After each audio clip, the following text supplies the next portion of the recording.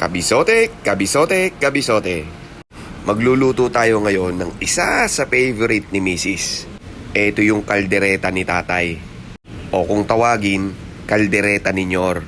Dahil paborito nga ni Mrs. Syempre, nagpaturo ako kay tatay at inaral ko din yung pagluluto nito.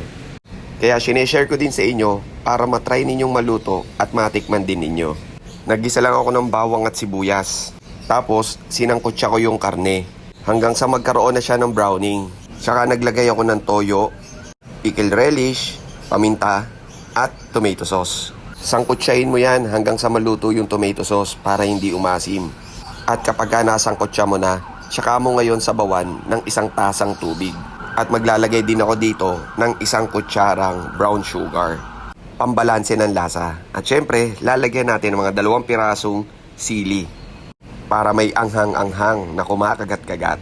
After masimmer ng 45 minutes sa low fire, tsaka ako ngayon lalagyan ng keso. Nakakatulong to magpakapal ng sarsa at nagbibigay din ito ng masarap na lasa. Tapos pang finishing touch natin yung Reno liver spread. Ayan, ayos na yung kalderetang baboy natin. Tignan mo yung sarsa, kabisote. Ayan, oh.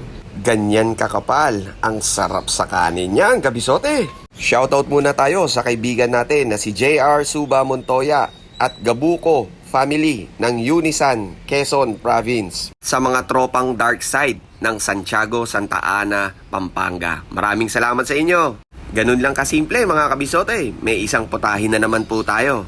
Naway nagustuhan at nakatulong sa inyo ang recipe na to. O siya, ano pang hinihintay mo kabisote? Tara, kakain na!